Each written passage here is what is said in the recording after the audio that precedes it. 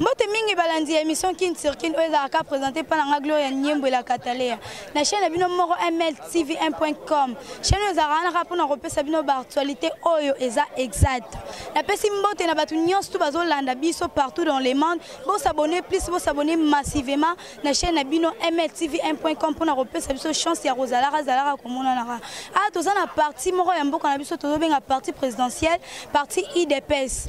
Toye awa to sololana ndeko moko combattant moko o babengi na kombo ya fils Mukoko les gardiens du peuple toye ba nini ezoleka na kati ya mboka na biso. Ciao tolanda. Et voilà, nous sommes là. Bonjour ndeko fils Mukoko. Ouais, moi ça Pembe, bonjour. Bonne santé. Santé za kitoko kaka neti taka na zui traitement ya fati vite pe na biki. Vraiment. Tout le monde a un siège à IDPS. Car après, on a reçu la même qui est la Maramboka na biso. Partout, on a un parti présidentiel IDPS. N'engeni Marambozo Tambola. Oui, on a parti de la majorité présidentielle. Tout a bien. Oh, tout bozo mono. Ils ont un bureau d'études. Dans le cadre tout ça là-haut, ils lutte contre la pauvreté. Donc, les combattants bazola la tête. Dans Maïel, nous sommes tellement sans été depuis Mobutu.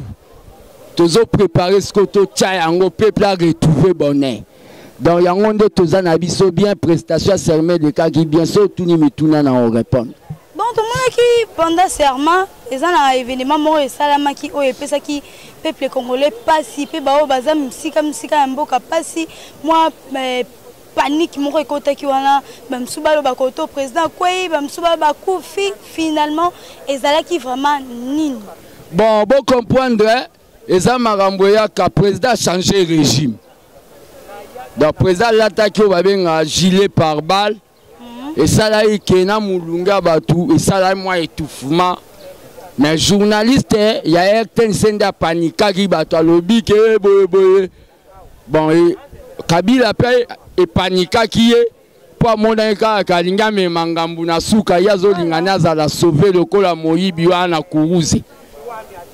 Oyebi mo histoire moyibi na kuruze. On a reconnu ça que yonde Masia.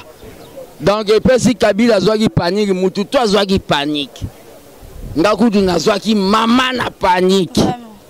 Mais les amakamboya kabatu tout bazwaki ba mal à l'aise bobi kana kombo ya nzamba lula président Azana est bien makamboza pepele donc ba rosala o babengi batala ba dossier après abanda musala a nommé cabinet toleka ndeko fils Mukoko peuple congolais pe baninga nyonso o baza libanda ya bamboka bazo s'inquiéter pour na président Tshilombo Tshisekedi.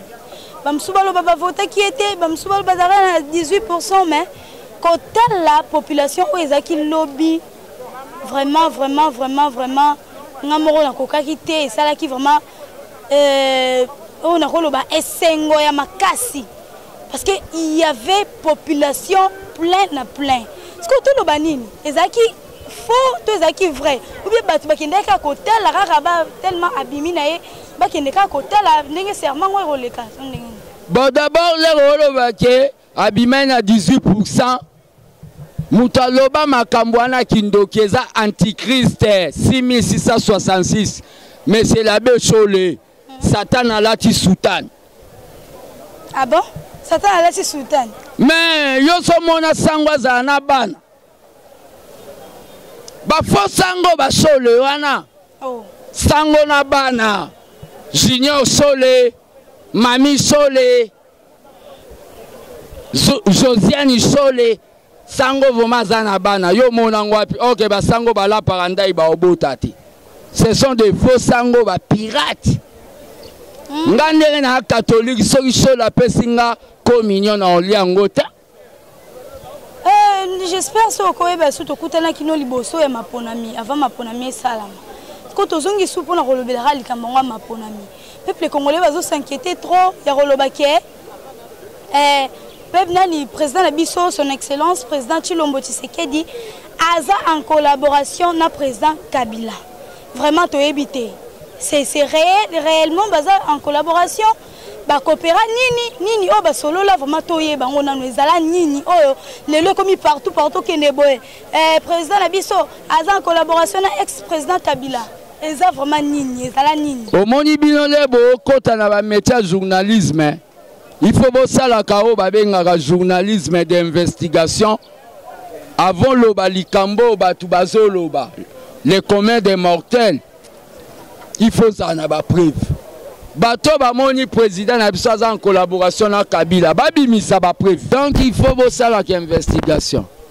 Bazana preuve mon côté que a commis collabo. Baloba yango ke Félix Tshisekedi collabo avant comme président. Bakosela e kazwa 3 millions ya Kabila. Batuwa na kako baloba amakam. Biso kipa bango suste. Yango nde tokomi koyembela ba nzembe mukolo. Tala bango bakoma mbeya. Ouais, bakomi mbeya ko. C'est que parti IDPS ba yosalela président ex-président Kabila ba éloge. Yango les ont inquiété peuple. Comment muto nyoko libino pendant tout ce temps pe car subitement beaucoup mosalele ba éloge, beaucoup misai mabe, beaucoup sai ba honneur. Yango les ont dérangé peuple congolais d'autre part. Hein ba éloge on a pourquoi? Est-ce que biso IDPS to comme si Kabila héros national? To biso IDPS to comme si Kabila père de la démocratie. Tozo reconnaître que n'habitude à ba soda eza difficile au mona soda andima kotika bukonzi na pete. Donc vous avez sur na binoté. Tozalaka sur na biso po tolobaka tenor bon l'IDPS vaincra. Et aujourd'hui to changer slogan tenor bon l'IDPS a vaincu. Tozalaka sur na biso po tolobaka que le peuple gagne toujours. Le peuple a gagné.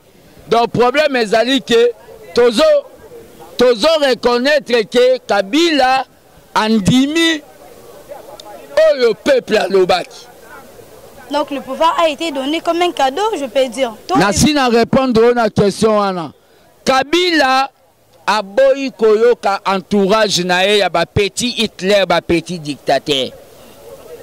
Kabila atali kazana mwana ne ya mubali junior azape na mwana ne mo ya mwasi. Mwana na mwasi ako giska ko marujana. Kabila atali ke akoya ko telengana à travers le monde. Kabila atali ke bato bakengela ke ba mura bakoya ko koma ba fazer lokola ba despa Mobutu. Exil eza pasi bokasa kende exil akoma mpiake. Kabila atali alobite soki justice ekozwaka nga mena tika la président. Biso IDPS tobunda teka po ba président bakufaka. Et c'est mon biso IDPS eza jour mususu Léopard ezobeta neti na Ghana bamoni pe Kabila yepe avandi comme ancien président Fatipe neti na Ghana salamaka na Kenya balakisa bato moni mutu wana azopusa velo azalaka président na biso ya kala. Eza na master nanga mo Justin Likelenge papa na bango azalaki ambassadeur na Tanzanie. A kota mes na Juice Nyerere président ya Tanzanie ya kala. Eza sengo neti na minito Kabila za sous présidente na kobetele tout na Kingakati. Donc problème ezali que biso to sala jamais politique na cadre to banda ko condamner système. Le fait que le système ezalaki na kiteti, il fallait tout déstabiliser le système wana na o babengaki ba action pacifique. Ce qui Kabila ataki kiteti nga na pesaki déjà mot d'ordre yebi. Mot d'ordre nange ala ke mutu toute direction Kingakati kota mema mesa mema sapa. Donc tola to kota Kingakati Kabila lingaka kima na débandade abosa na bana nae. Kabila yokaki ba message na la banda koloba alobi non totika peuple pour peuple aza souverain. Bon pour na bande ko bazo s'inquiéter pour na pouvoir ya président na biso. parti mususu eza pena na kimia te ndenge président Tshilombo Tshisekedi azui pouvoir bazo s'inquiéter bazo loba lobi ni pona bango vraiment pona bato bazo banga bazo loba bake bazo sepela te eza logique na lola kutu Satan a sepela na Nzambe te. C'est tout à fait normal, c'est ça la démocratie. Pona bato ba moni ke bango il faut basa l'opposition. Basala yango mais bazana malchance tout nanga ponani. Biso to sala 100 ans na pouvoir. Ah bon? Wana nde idée boye nango. To sala 100 ans na pouvoir po Félix Tshisekedi a sala 2 mandats à Longwe. Kabunda zia sali 2 mandats à Longwe. Ngana zuna sali 2 mandats à Longwe. Tout le pouvoir en comme il est parti des pestes ndengeni vraiment ba projet bo ça on est bandeli boye na nukutu ba bimisel biso régime ya IDPST. Na ba bimisel biso bato ba retravailler na bango te mais beaucoup bidaya ko ça ba projet à 100 ans de pouvoir. On ne change pas l'équipe qui gagne. Ngam na lobango. On ne change pas l'équipe qui gagne. Na Afrique du Sud Mandela sala mandat moko alongwa. ANC kaka bae bate tabombe ki na compte papa na kufaka na ba marche na bango alongwe balingi ba dribble Zuma bimisi machete abiboke banga pe na bunda Zuma sali balingi ba sala manyanga Cyril Ramaphosa alobi kenga pe na sali ya obino pe o mamiango na RDC e ko sala mabongo po biso to kolinga to sala bien le fait que to kolinga to sala bien na vandi si o babengi armée de bâtisseurs tshisekidistes ABT. Pe nazolo bana batuke ngana okesa na ngana présidence. Nazana 98% ya chance. Ngata na ke na CVT rosimu kenja ko memela nga CV kuna. Le problème ezali que na lobi na okesa la te pona contrôler batu na biso ya UDPS. Bato ba okanisa tozibu konzi pona bala basa pembe 5 na mbongo wa leta bako kuta na ngai to solo la mo muke likambu ya baluba oyo kamba baluba oyo ezo boma mboka est-ce que boye bien on ba parti mususu ya mboka na biso baluba bazo kufa ya koloba ki tribalisme baluba bazui pouvoir on a ba komi lokwa bazara ba orgueillé on a mboka komi ya bango pouvoir komi ya baluba vraiment peuple congolais oyo babengami la tribu ya baluba bazo kufa c'est ko kufa pona bino parti IDPS parti présidentiel bolobi nini na makambo wana po bo arrêter hémorragie oyo bato bazo kufa bo arrêter yango vraiment bo yebisana nous peuple congolais pouvoir eza ya baluba tout eza ya peuple congolais mobimba. Bon le problème oyo salama ya ko attaquer baluba batu bazo salango bayebani déjà. Eza Martin Fayulu, eza Muzitu, eza Mbemba, eza Katumbi lisanga na bango wana ya bato alamuka. Eloni est confirmé bino. Bango mutu toza na preuve combattant yaka. Oza na problème. Ba menacé na lobby après prestation à serment ya président de la République Félix Tshisekedi. Ba menacé au vanda wapi? Na Tchango. Ba menacé au pona nini? Yo tumbolaki bato ngo ba. Non parce que tozaki likolo moto tozo zonga na photo président Liboso, c'est pour cela to koyaki na mbisika wana ya bato alamuka. Bato alamuka? Oui, c'est bon. Oyoki yo moko. Mais o eza makambo nini? Donc makambo koka mwango te eza makambo bato wana bazo sala. Mais tozolo ba na pouvoir ba bengi ya état de droit mutu azalaka likolo ya mibeko azati. Boka mwate soki to fundi bato wana justice. Po aza capable de funda Fayulu na justice. Mais tozoboya na ko sala makambo wana po soki to kotisie to fundi na justice a ozwa gaz. Ami déclaré président ya moi signé ya togolaise état libisoté. Asala pe gouvernement so camerounaise. Asala pe gouvernement na ye apé ça peut mot d'ordre na ba député ne ba kota total a soki ba oyoka. Mais vous trouver solution pour na ko arrêter marambo pour na ko épargner baluba vraiment. Vous trouver solution plus vite que possible pour baluba bazo si la baza maltraité vraiment. Le problème est la solution est un message au Nazo P. Satan qui est secrétaire national en mobilisation à parti. Kasa bubu azwa bukonzi bakongo tu bakoma ba ministre bakoma kana ba JP yebisanga bakoma kana ba JP te Mobutu azwa bukonzi mungala bangala tu bakoma kana ba JP batika ka pêche Gizenga koma premier ministre bandunde koma ka États-Unis Muzazo bukonzi baswahili tu babonga babongata et lobi pe kendenge Félix asu bukonzi baluba nyonso te nde ba okoma ba ministre biso régime na biso eza oyo chacun aura sa part de gâteau dans le boulot ya salaka toko bongisa climat des affaires message on azo lancer na yo mutu ozo sala ba bêtise ya ko boma baluba ko beta baluba et consort mbemba bala mulubati aboma mwasine wana ya mulubati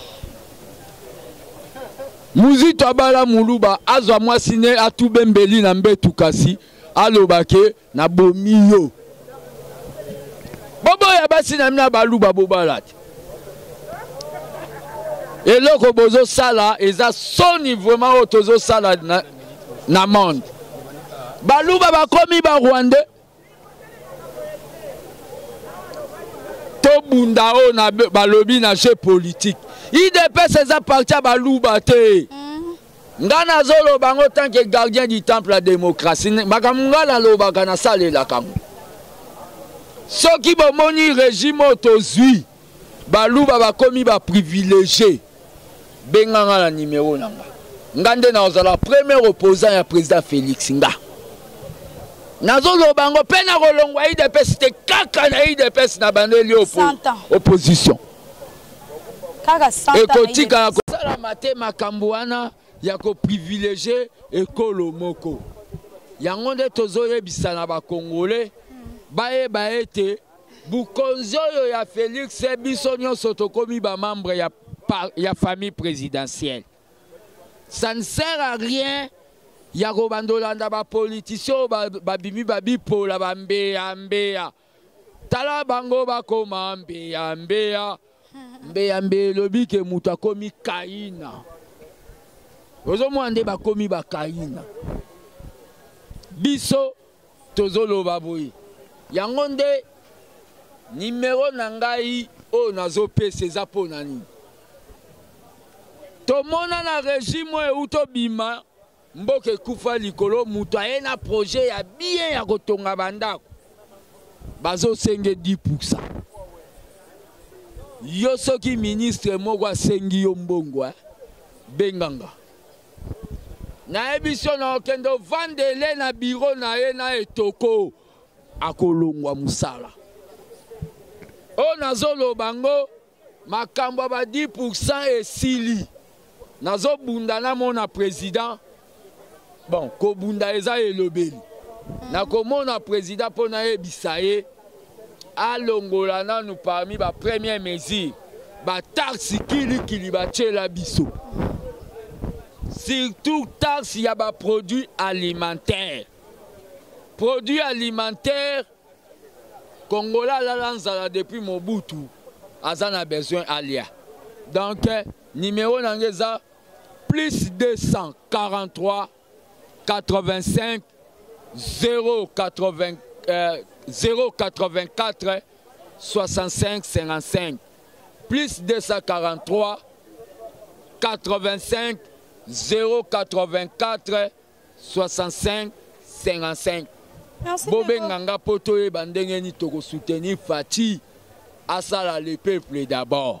Merci Ndeko Fils Mukoko mot de la fin na poto comme na suka émission na biso mot de la fin na ona bato bazolanda partout dans le monde talara parti des partis présidentiels mot de la fin na yo moi ko encourager bato bazala ki pe un peu lésé na mambo eleka ki lobby wana ouais mot de la fin na ngezali ke bae bazolanda ngai Ngwanda Honoré Vienanga ba implantera parti te na YouTube zonga nomboka obanda ko implanter parti no pareko na seli oku publicité déjà boketu zonga mboka obanda ko sala o ba bengi ba répétition ya orchestre no Suède o sala disque Moïse Katumbi zonga na omboka na tina ete okende ko répondre na makambo za na ona justice ya mapango ya batuna ya ba uranium. Mbemba ozokamwisanga vie nanga jano. Yo uta kasho osala o babengi changement de régime na kasho a CPI. Olia Biftek zonga mboka osala o babengi recours à l'authenticité. Olia na bambisi yako bambisi ya mai balituma bovandi kuna na poto po bosala ka ba complot kaka na ba besole ya ko déstabiliser pouvoir o ya peuple po boyeba ke pouvoir oyo so boye na makambu na bino ya basali rebellion bokuta na biso avant ba soda ba bima biso nde to bima nanu liboso. Boyebi ke biso nde toza boye toleki nanu basoda na esprit po tobundana bango na minduki biso maboko pamba. Dans pouvoir a fati soko loti ko la rébellion mo na Gemena. Na relancer un mot d'ordre départ parlementaire debout aux yeux avion to kiti Gemena na to récupérango. Na minito na zoloba na pesi mbote na batu tout ba soutenanga. Na batu tout balingaka parti oyo bozonga mboka likambo na epsa bino ke tokokutanaka tokoliaka liboka kinkole na bakwanga ntiesa bozonga tokutana tokende kinkole. Donc le peuple a gagné mingi natondi oyo botondi. Merci ndeko fils mukoko. Wana ezalaki ndeko fils mukoko tozalaki na ye boyoki malamu ameki kosolola na biso moi makambo muke oyo ezotungisa peuple congolais. Là, je vous dis un grand merci pour la émission qui est présentée par la Gloria Niembo et la Cataléa. Vous s'abonner plus, vous s'abonner massivement à la chaîne mltv1.com. Sans facture. Chaîne Oyo et ça aura toutes sortes d'émissions et dans la politique et dans la chronique musicale. Tout ça pour la repère, ça nous aura des informations exactes. Je dis un grand merci à Bébé Secret depuis Bruxelles. Bébé Secret partout dans le monde. C'est votre humble servante Gloria Niembo la Cataléa.